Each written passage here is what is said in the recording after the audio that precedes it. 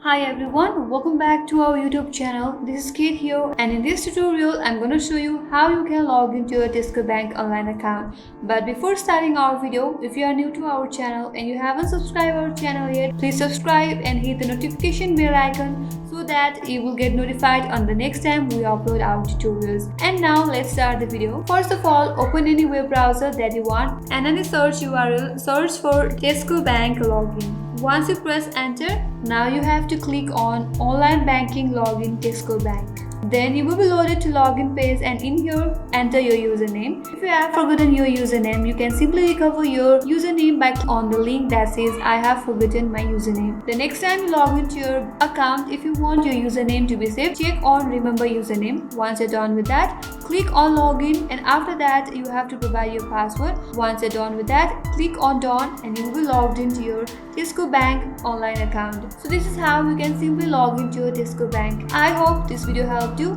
and thank you for watching till the end. I will see you on next video.